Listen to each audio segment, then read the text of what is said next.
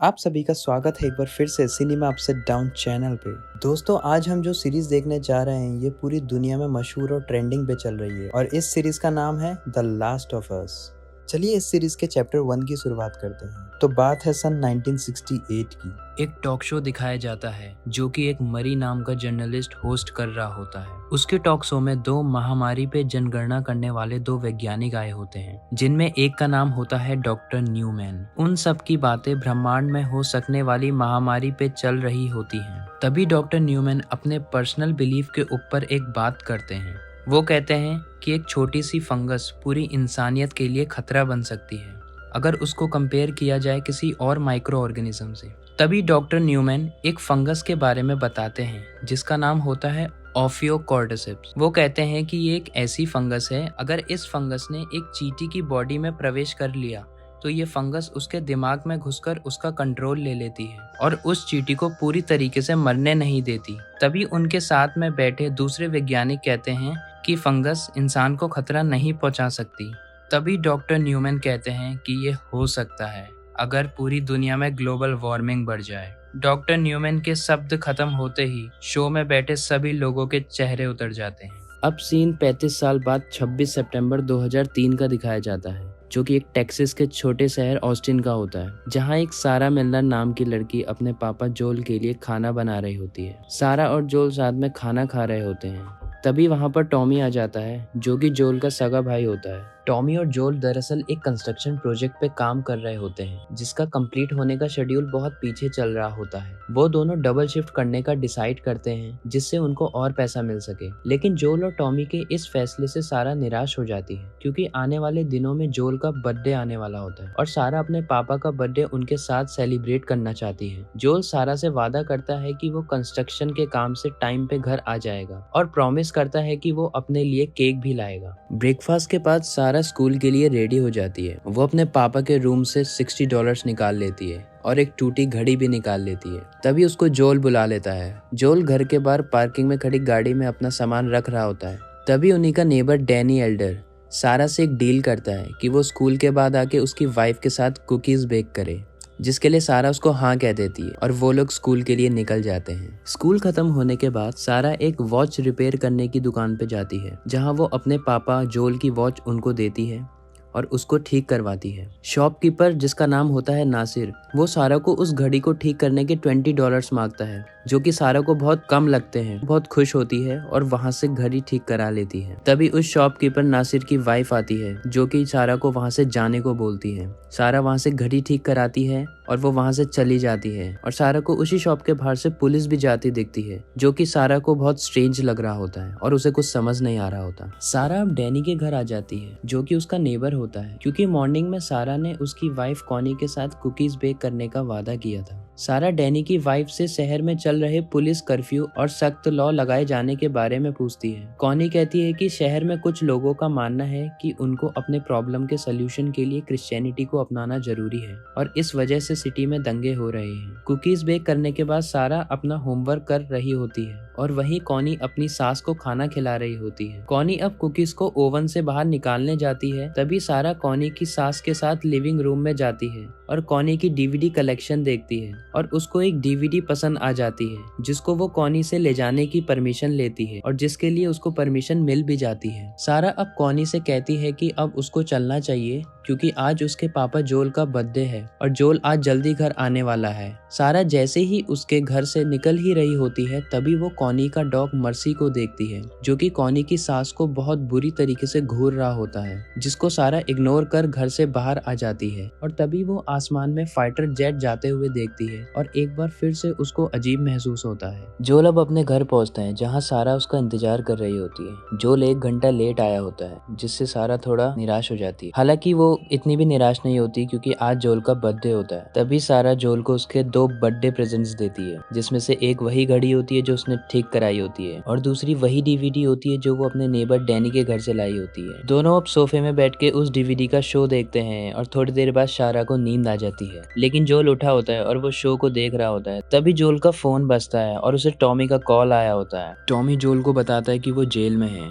और वो उसको सारा एक्सप्लेनेशन देता है। वो कहता है बार में उसकी एक लड़के से फाइट हो गई थी क्योंकि वो लड़का एक वेट्रेस को परेशान कर रहा था, जिस वजह से वो जेल में है। तभी जोल उसको बेल देने के लिए मान जाता है। अब वो सारा को सुलाने उसके रूम में ले जाता है और रात को 11 बजे टॉमी को बेल करवाने के लिए पुलिस स्टेशन जाता है। अब रात के 2:15 बज चुके हैं और ऑस्टिन शहर के आसमानों में हेलीकॉप्टर्स की आवाज गूंज रही होती है और सारा की उसी आवाज से नींद खुल जाती है। जब वो उठती है तो उसको पता लगता है कि जोल घर पे नहीं है। तभी वो टीवी को ऑन करती है जहां उसको इमरजेंसी अलर्ट सिस्टम दिखाई देता है। तभी वो देखती है कि उसकी खिड़की के पास मर्सी खड़ा है जो कि उसके नेबर डैनी का डॉग है। तभी सारा ऊपर ऑस्टिन के आसमान में देखती है तो उसको मिलिट्री के हेलीकॉप्टर्स दिखाई देते हैं। तभी वो मर्सी को लेने वापस जाती है और जैसे ही वो मर्सी को पकड़ने वाली होती है, मर्सी की चेन टूट जाती है और वो वहां से भाग जाता है। सारा अब अपने नेबर डैनी के घर पे जाती है जहां उसको डैनी किचन की अपोजिट वॉल पे बैठा हुआ मिलता है और डैनी बहुत बुरी तरीके से इंजर्ड होता है और बहुत ही शॉक में होता है। तभी सारा की नजर डैनी की माँ जो कि नाना है उस पे जाती है जो कि बहुत बुरी तरीके से इन्फेक्ट हो चुकी है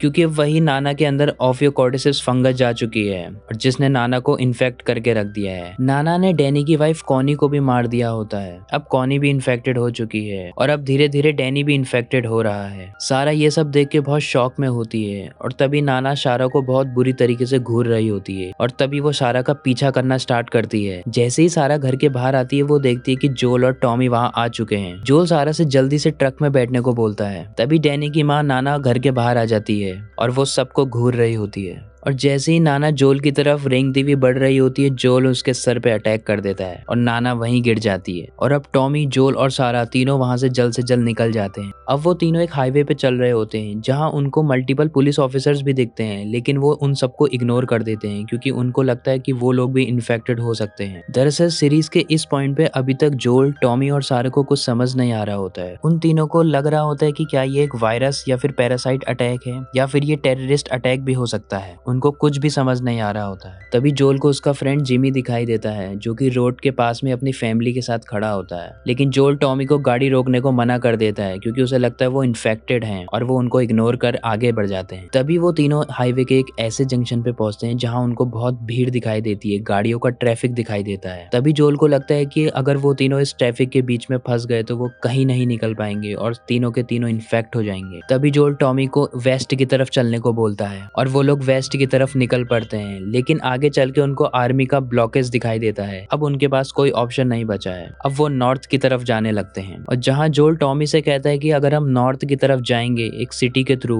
और उसके बाद एक रिवर होगी, अगर हमने रिवर को क्रॉस कर लिया तो हम हाईवे के दूसरी तरफ पहुंच जाएंगे और वहां से हम भाग सकते हैं। जैसे ही वो रिवर के पास सिटी में पहुंचते हैं वहां बहुत पैनिक सिचुएशन होती है। जो लोग इन्फेक्ट नहीं हुए होते हैं वो भाग रहे होते हैं इन्फेक्टेड पीपल के डर से। इस सिटी की भीड़ ने अब इन तीनों का रास्ता ब्लॉक कर दिया है। तभी जोल टॉमी से कहता है कि गाड़ी इन लोगों के ऊपर से चढ़ा के ले चलो, लेकिन टॉमी इसके लिए मना कर देता है। वो कहता है ये गलत है, लेकिन जोल कहता है कि हमें भागना है और हमें बचना है तो हमें ऐसा करना ही पड़ेगा। तभी उन तीनों को पीछे से एक आवाज आती है और वो देखते हैं कि एक पैसेंजर प्लेन उनकी गाड़ी के पास ही लैंड होने वाला है। तभी टॉमी अपना पहला गेयर लगाता है और गाड़ी थोड़ा आगे बढ़ाता है जिससे वो प्लेन के टकराने से बच जाते हैं और प्लेन के कुछ हिस्से उनकी गाड़ी पे गिरते हैं जिससे गाड़ी डैमेज हो जाती है और पलट जाती है। सारा को अब चोट लग गई है और उसका एंकल भी मुड़ गया है। अब किसी तरीके से जोल सारा को केयरफुली गाड़ी के बाहर निकालता है। टॉमी भी गाड़ी से बाहर आ जाता है। तभी उन तीनों को पता लगता है कि जोल और सारा एक तरफ होते हैं गाड़ी के और टॉमी दूसरी तरफ होता है गाड़ी के। टॉमी जोल से वहां से सारा को ले जाने को बोलता है। वो टॉमी को कहता है कि उसको भी साथ उनके चलना पड़ेगा, लेकिन टॉमी मना कर देता है। वो कहता है कि वो इन्फेक्टेड लोगों को अपनी गन से देख लेगा और टॉमी जोल से कहता है कि वो सारा को लेके नदी के पास पहुंचे और वो कुछ देर में वो भी वहां पे आ जाएगा और जहां से एक साथ नदी क्रॉस करके वो तीनों वहां से निकल जाएंगे नॉर्थ की तरफ। सारा भाग नहीं सकती क्योंकि उसका एंकल टूट चुका है। तभी जोल सारा को अपनी गोदी में लेता है और आगे बढ़ता है। जोल सारा को बड़ी मुश्किल से इन्फेक्टेड लोगों से बचा के निकल जाता है। तभी एक इन्फेक्टेड आदमी जो कि अब ज़ॉम्बी बन चुका है वो जोल और सारा का पीछा करता है। जोल अब सारा को लेके भागता है। वो ज़ॉम्बी जोल और सारा को पकड़ने ही वाला होता है तभी उसके सर पे एक गोली लग जाती है जो कि एक सिपाही ने मारी होती है और वो सिपाही फेडरा का आदमी होता है। दरअसल फेडरा एक यूएस मिलिट्री का ही ग्रुप होता है जिसका काम इन्फेक्टेड पर्सनों को मारना होता है और पूरी सिटी में चुन चुन के इन्फेक्टेड लोगों को खत्म करना और विनाश करने का होता है। वो सिपाही जोल और सारा को गन पॉइंट पे ले लेता है। अब वो सिपाही अपने सीनियर को कॉल लगाता है रेडियो के थ्रू और उनसे जोल जोल और सारा को जान से मारने का ऑर्डर लेने की कोशिश करता है। उसका सीनियर उन दोनों को मारने की परमिशन दे देता है और जैसे ही सोल्जर उन दोनों पे एम करता है, जोल अब सिपाही को समझाने की कोशिश करता है कि वो इन्फेक्टेड नहीं है, वो बाकी लोगों से अलग हैं। लेकिन वो सिपाही उनकी नहीं सुनता और उनको गन पॉइंट पे रखता है। तभी गन का फायर होता है और वो सिपाही नीचे गिर जाता है। तभी दिखाया जाता है कि वो गोली टॉमी ने चलाई होती है सिपाही पर और सिपाही अब मर चुका है। टॉमी ने जोल और सारा को बचा लिया। तभी जोल और टॉमी का ध्यान सारा पर जाता है और वो देखते हैं कि सारा को गोली लग चुकी है, जो कि उसी सिपाही की गन से निकली थी। जोल जल्दी से सारा के पास जाता है और उसको अपनी गोदी में लेता है। तभी वो उस जख्म जहाँ पे सारा को गोली लगी है उसको दबाने की कोशिश करता है और ब्लड फ्लो रोकने की कोशिश करता है। सारा बहुत ही ज्यादा दर्द में होती है। तभी जोल टॉमी पे चिल्लाता है हेल्प के लिए, लेकिन अब टॉमी भी समझ चुका है कि अब बहुत देर हो चुकी है और सारा का बचना बहुत मुश्किल है और सारा जोल की ही बाहों में अपना आखिरी दम तोड़ देती है। अब कहानी 20 साल आगे बढ़ती है। अब एक जंगल से एक यंग लड़के को भागते हुए दिखाया जाता है, जो कि अब बॉस्टन पहुंच चुका है, जो कि एक शहर है। वो बच्चा अब क्वारंटीन जोन में पहुंच चुका है, जो कि बॉस्टन में होता है। दरअसल क्वारंटीन जोन में सारे लोगों को रखा जाता है, जहाँ एक भी बंदा इन्फेक्टेड नहीं होता। क्वारंटीन जोन में उसको कुछ सिपाही मिलते हैं, जो कि उससे कुछ बेसिक सवाल पूछते हैं। उसको एक रूम में ले जाया जाता है और वहाँ बिठाया जाता है। उसी रूम में एक इंस्ट्रक्शन बोर्ड भी होता है और वो उस बच्चे से पूछते हैं कि उसको चोट कहाँ पे लगी है, जिसका वो लड़का जवाब नहीं देता। तभी एक दूसरे सिपाही उसकी बॉडी को स्कैन करता है एक अननोन डिवाइस से और इस डिवाइस में एक कलर कोडिंग होती है। अगर उस डिवाइस में रेड कलर दिखाता है तो इसका मतलब वो लड़का इन्फेक्टेड है और अगर वो ग्रीन कलर दिखाता है तो इसका मतलब वो इन्फेक्टेड नहीं है। तभी उस डिवाइस में रेड कलर दिखा देता है और सब समझ जाते हैं कि वो बच्चा इन्फेक्टेड है। अब सिपाही समझ चुके हैं कि वो बच्चा सिर्फ कुछ घंटों के लिए ही बच पाएगा और उसके बाद एक ज़ॉम्बी में कन्वर्ट हो जाएगा। तभी वो बच्चे से उसकी आखिरी ख्वाहिश पूरी करने के लिए उससे कुछ सवाल करते हैं और वो उससे उसका फेवरेट खाना खाने के लिए बोलते हैं, जिसके लिए वो बच्चा हाँ कह देता है। अब सभी को पता है कि वो बच्चा अब नहीं बचने वाला। तभी एक सिपाही उसको एक ड्रग देता है, लेकिन आखिरकार वो बच्चा नहीं बच पाता। अब जोल को दिखाया जाता है, जो कि बॉस्टन में ही क्वारंटीन जोन में रह रहा होता है। वहाँ दूसरे लोग भी रह रहे होते हैं। जोल उन्हीं लोगों के साथ एक लेबर का काम करता है और उसका काम होता है कि जितने भी इन्फेक्टेड लोगों की बॉडी ट्रक्स में आ रही है उनको जला देना, जिसके बदले उसको कुछ पैसे मिल सके और उसकी जिंदगी चल सके। तभी एक ट्रक आता है जिसमें एक बच्चे की बॉडी होती है और जोल के साथ काम कर रही जिसका नाम होता है टेस, वो उस बच्चे की बॉडी को आग में डालने से मना कर देती है क्योंकि वो ये काम नहीं कर सकती। तभी जोल बिना डरे उस बच्चे की बॉडी को उठाता है और ये बच्चा वही होता है जो कुछ देर पहले दिखाया गया था। जोल उसकी बॉडी को बाकी इन्फेक्टेड बॉडी के साथ डाल देता है जलाने के लिए। जोल अपना काम खत्म करके अब पेमेंट लेने जाता है। जोल जब अपनी पेमेंट ले रहा होता है तभी वो उस आदमी से क्वेश्चन पूछता है। वो कहता है कि क्या उसके लिए कोई और काम भी है जिससे उसको ज्यादा पैसे मिल सके। तभी वो आदमी कहता है कि हाँ एक काम है। वो कहता है कि सड़क साफ करने और सीवर मेंटेन करने का काम है, अगर वो जोल कर सकता है तो उसको ज्यादा पैसे मिल सकते हैं। जोल वो काम करने के लिए भी मान जाता है क्योंकि जोल पे अब पैसों की कमी हो चुकी है।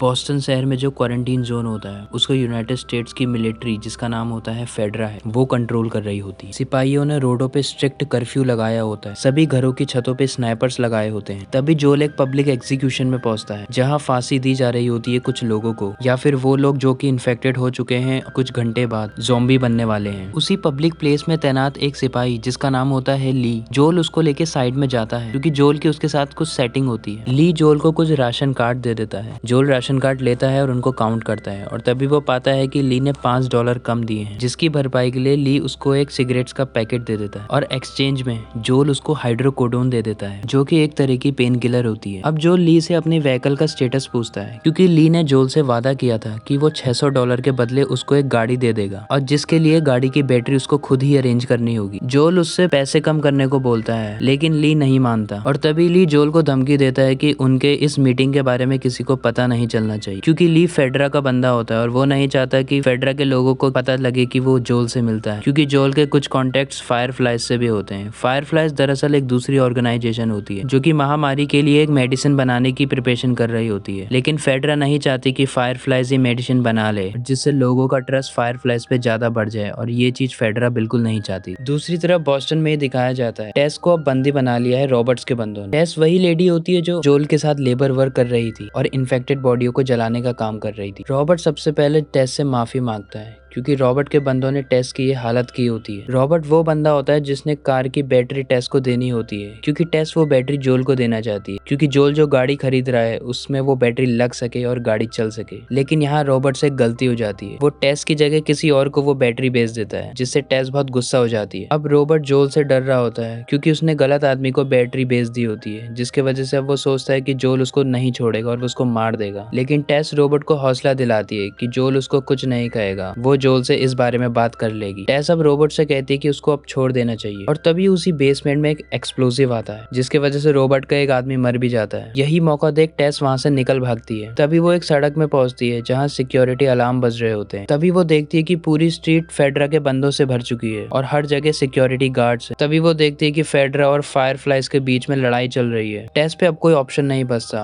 और वो फेडरा को सरेंडर कर देती है और फेडरा के गार्ड्स को बताती है कि वो कोई फायरफ्लाई की मेंबर नहीं है, उसको छोड़ दो। इसी दौरान एक रूम का सीन दिखाया जाता है जहाँ एक यंग लड़की को चैन से बांधा होता है। अब उसी कमरे में फायरफ्लाइज के कुछ मेंबर्स आते हैं जो कि उस लड़की को एक फूड की ट्रे देते हैं, और उसी ट्रे को वो लड़की अपने पैरों से दूर कर देती है। वो लड़की फायरफ्लाइज के मेंबर को अपना असली नाम नहीं बताती, वो अपना नाम उनको वेरोनिका बताती है और फायरफ्लाइज के मेंबर को धमकी देती है। वो कहती है कि अगर यहाँ पे फेडरा आ जाए तो वो उन लोगों को नहीं छोड़ेगी। तभी फायरफ्लाई का एक वॉल पे पेंटेड स्लोगन दिखाया जाता है जिसमें लिखा होता है कि फायरफ्लाइज ने वेरोनिका को किडनैप कर लिया है। अब जोल को दिखाया जाता है। जोल एबे से मिलने जाता है। एबे एक रेडियो कॉलर होता है। जोल एबे को सिगरेट के पैकेट्स देता है। वो वही सिगरेट के पैकेट्स होते हैं जो उसने ली से लिए होते हैं। जोल अपने भाई टॉमी से सारा की मौत के बाद अलग हो गया था और अब वो उसको ढूंढना चाहता है, इसलिए वो एबे के पास आया है। जोल एबे से टॉमी के मैसेज के बारे में पूछता है, जो मैसेज उसने 3 हफ्ते पहले टॉमी को भेजा था। तभी एबे जोल को बताता है कि उसका कोई रिप्लाई नहीं आया। जोल बहुत हताश और परेशान हो जाता है क्योंकि जब भी वो जोल को मैसेज भेजता था जोल 1 दिन के अंदर अंदर उसको रिप्लाई कर देता था, लेकिन इस बार 3 हफ्ते हो चुके हैं और उसका कोई रिप्लाई नहीं आया। अब जोल में पेशेंस खत्म हो चुके हैं। जोल अब एबे पे शक्ति दिखाता है। वो उसको बोलता है कि उसका नेटवर्क ट्रैक करो, कि लास्ट टाइम टॉमी ने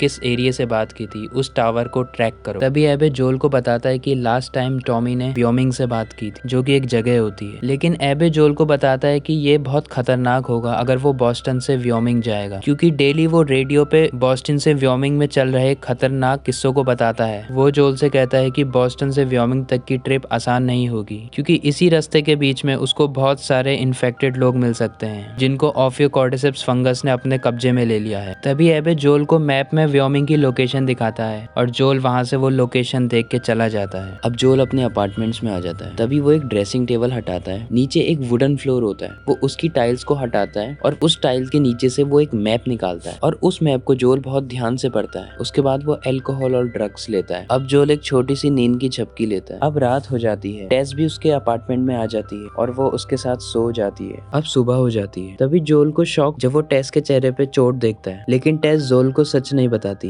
तभी जोल उसकी चोट नोटिस करता है और वो कहता है ये बहुत पुरानी है। तभी वो जोल को एडमिट करती है। वो कहती है कि उसको 1 दिन के लिए फेडरा के बंदों ने किडनैप कर लिया था। जोल के फोर्स करने पे अब टेस सच बता देती है। टेस जोल को बताती है कि ये हाल उसका रॉबर्ट के बंदों ने किया। वो जोल को बताती है कि उनकी कार की बैटरी रॉबर्ट ने किसी और को बेच दी है। जिसके बाद जोल का दिमाग खराब हो जाता है। वो जोल को काम डाउन करती है और जोल से कहती है कि या तो वो बैटरी ले लेंगे या फिर वो अपने पैसे वापस ले लेंगे रॉबर्ट से। जोल टेस को बताता है कि उसको बैटरी ही चाहिए क्योंकि उसको टॉमी को ढूंढने व्योमिंग जाना है। अब टेस उसको बोलती है कि अब हम दोनों चीजें लाएंगे, बैटरी भी लेके आएंगे और पैसे वापस भी लेके आएंगे। वो दोनों प्लान बनाते हैं रॉबर्ट से वो बैटरी छीनने का, और तभी जोल अपनी गन निकालता है और मिशन के लिए निकल जाता है। अब एक जगह फायरफ्लाई के मेंबर्स की मीटिंग चल रही होती है और उसी मीटिंग में एक वुमेन एंटर करती है जिसका नाम होता है मार्लिन, और मार्लिन फायरफ्लाइज की हेड होती है। तभी उसी के कुछ टीम मेंबर मार्लिन से क्वेश्चन पूछते हैं कि फेडरा पे सरप्राइज अटैक करने का क्या रीजन है। तभी मार्लिन अपने टीम मेंबर्स को बताती है कि इस ऑर्गेनाइजेशन जो कि फायरफ्लाइज है, इसका गोल है डेमोक्रेसी को वापस लाना और सबको आजाद करवाना और जंग छेड़ना फेडरा के विरुद्ध। वो कहती है कि हमारी ये ऑर्गेनाइजेशन फायरफ्लाइज पिछले 20 सालों से लड़ती आ रही है, लेकिन उन्हें अभी तक कोई सफलता नहीं मिली है। अब मार्लिन अपने टीम मेंबर्स के साथ एक नया प्लान डिस्कस करती है। वो उनसे कहती है कि फायरफ्लाइज जो कि उनकी ऑर्गेनाइजेशन है वो बॉस्टन छोड़ रहे हैं, परमानेंट परमानेंटली। तभी मार्लिन का एक टीम मेंबर जिसका नाम होता है किम, वो मार्लिन से कहता है कि हमारे बॉस्टन छोड़ने का रीजन क्या है। तभी मार्लिन किम को बताती है कि हमारा नया प्लान है कि वेरोनिका को वेस्ट की तरफ ले जाना। वेरोनिका वही लड़की होती है जो कुछ देर पहले एक रूम में चैन से बंद दिखाई गई थी। मार्लिन कहती है कि हमें वेरोनिका को वेस्ट की तरफ ले जाना होगा और इसके बाद मार्लिन किम को एक नोट दिखाती है जिसमें बहुत ही शॉकिंग मैसेज लिखा होता है और उसके बाद वो अग्रीमेंट के लिए मान जाते हैं। अब वापस से जोल और टेस को दिखाया जाता है जहाँ टेस एक आदमी से बात कर रही होती है। वो उस आदमी से रॉबर्ट्स की इन्फॉर्मेशन निकालना चाह रही होती है। वो उसको इन्फॉर्मेशन के बदले कुछ राशन कार्ड्स भी देती है जिससे वो रॉबर्ट्स का पता लगा सके। इन्फॉर्मेशन कलेक्ट करके वो जोल के पास आती है और वो जोल को बताती है कि रॉबर्ट उसकी बैटरी को रेड टेक बिल्डिंग की तरफ ले जा रहा है जो कि पहले एक मिगेल नाम के आदमी के द्वारा यूज की जाती थी। तभी वो जोल से कहती है कि वो सबवे टनल की तरफ से जाएंगे उसी रात और बिल्डिंग में एंटर करेंगे ग्राउंड फ्लोर से और रॉबर्ट्स पे सरप्राइज अटैक कर लेंगे और इस प्लान के लिए जोल मान जाता है। अब सीन में एक बार फिर से वेरोनिका को दिखाया जाता है। उसी रूम में अब फायरफ्लाइज की हेड मार्लिन भी आ जाती है। मार्लिन अब वेरोनिका के बगल में बैठ जाती है। मार्लिन वेरोनिका को बताती है कि उसने वेरोनिका की जिंदगी बचाई है लेकिन अभी भी वेरोनिका बहुत ही दुखी होती है। तभी मार्लिन वेरोनिका को चैन से रिलीज कर देती है। मार्लिन अब वेरोनिका को बताती है कि मार्लिन की वो उसका असली नाम जानती है। मार्लिन वेरोनिका से कहती है कि तुम्हारा असली नाम एली है और वो एली से कहती है कि मैंने ही तुम्हें फेडरा के मिलिट्री स्कूल में इमीडिएटली एडमिशन कराया था तुम्हारे जन्म के बाद, जिससे एली बहुत शॉक हो जाती है। एली मार्लिन से पूछती है कि क्या तुम मेरी माँ तो नहीं हो। मार्लिन कहती है नहीं, वो उसकी माँ नहीं है। तभी मार्लिन बताती है कि उसने फेडरा मिलिट्री स्कूल में उसको इसलिए डाला जिससे कि वो वहाँ सेफ रहे। अब मार्लिन एली को अपना प्लान बताती है। वो एली से कहती है कि अब हम तुम्हें वेस्ट को ले जाएंगे, हम बॉस्टन खाली कर रहे हैं। और तभी वो एली से कहती है कि मुझसे वादा करो कि तुम ये सीक्रेट किसी को नहीं बताओगी। दरअसल सीक्रेट ये होता है कि एली भी इन्फेक्टेड होती है लेकिन एली पे ओफियोकॉर्डिसिप्स फंगस का कोई इफेक्ट नहीं होता और मार्लिन चाहती है कि एली के ब्लड से एक वैक्सीन बन सके जिससे पूरी दुनिया बच सके। इसी वजह से मार्लिन एली को वेस्ट की तरफ भेजना चाहती है जहाँ फायरफ्लाइज की एक ऑर्गेनाइजेशन है जो कि वैक्सीन बनाने की तैयारी कर रहे हैं। वहाँ एली उनकी मदद कर सकेगी। इसी वजह से वो एली को वेस्ट भेजना चाहती है। अब जोल और टेस को दिखाया जाता है जो कि अब सबवे टनल में एंटर कर चुके हैं। जैसे ही वो दोनों आगे बढ़ रहे होते हैं तभी टेस बहुत ज्यादा डर जाती है क्योंकि वो एक इन्फेक्टेड आदमी को देखती है जिसकी फंगस पूरे दीवार में फैल चुकी है। तभी जोल टेस से कहता है कि जिस चीज ने भी इसको इन्फेक्ट किया है वो अभी भी टनल में हो सकती है और हमें बहुत ही केयरफुली चलना होगा। तभी टेस आगे बढ़ती है और वो देखती है कि जिस बिल्डिंग में वो जाना चाहते हैं जिसका नाम होता है रेड टेक बिल्डिंग, उसका एंट्रेंस डोर बंद होता है और तभी जोल को गन पाउडर की स्मेल आती है और तभी वो नीचे देखता है तो उसको खून की कुछ बूंदे दिखाई देती हैं जो कि दरवाजे के दूसरी साइड से आ रही थी। जैसे ही वो दरवाजा खोलते हैं उनको कुछ लोग दिखते हैं जो कि फायरफ्लाइज के बंदे थे। तभी दोनों को एक बैटरी दिखाई देती है जिसमें जंग लगा होता और वो उनके किसी काम की नहीं होती। तभी जोल और टेस को उसी गैलरी में किसी के हिलने की आवाज आती है और जहाँ से अचानक से एली बाहर आती है और तभी मार्लिन और किम गन पॉइंट पे ले लेते हैं जोल और टेस को और जोल अब एली को भी गन पॉइंट पे ले लेता है। जोल मार्लिन और किम को उनकी गन नीचे करने को बोलता है और वो कर भी लेते हैं। मार्लिन अब जोल और टेस को बताती है कि उसको कार की बैटरी चाहिए जिसकी मदद से वो एली को वेस्ट की तरफ भेज सकती है। लेकिन मार्लिन और किम अब इस पोजीशन में नहीं है क्योंकि वो दोनों बहुत बुरी तरीके से जख्मी हो चुके हैं। तभी मार्लिन जोल से कहती है कि तुम एली को लेके वेस्ट की तरफ जा सकते हो, लेकिन जिसके लिए टेस, किम और जोल मना कर देते हैं। तभी मार्लिन जोल को ऑफर करती है। वो कहती है कि वो जोल को एक फुली फ्यूल्ड ट्रक देगी और उसमें गन्स भी होगी अगर वो एली को लेके स्टेट हाउस जाएंगे। स्टेट हाउस एक जगह होती है जहाँ एली के ब्लड से वैक्सीन बनाई जा सकती है। कुछ देर टेस और जोल आपस में डिस्कस करते हैं और मार्लिन का एक काम करने के लिए मान जाते हैं क्योंकि जोल को अपने भाई टॉमी को ढूंढना भी होता है व्योमिंग में। एली जोल और टेस के साथ जाना नहीं चाहती लेकिन मार्लिन एली को फोर्स करती है और उसको जोल और टेस के साथ जाने को बोलती है। अब जोल, टेस और एली धीरे धीरे वहाँ से निकल जाते हैं। अब सबसे पहले ये तीनों जोल के अपार्टमेंट में आ जाते हैं। एली अब चुपके से जोल और टेस की बातें सुनती है क्योंकि जोल और टेस का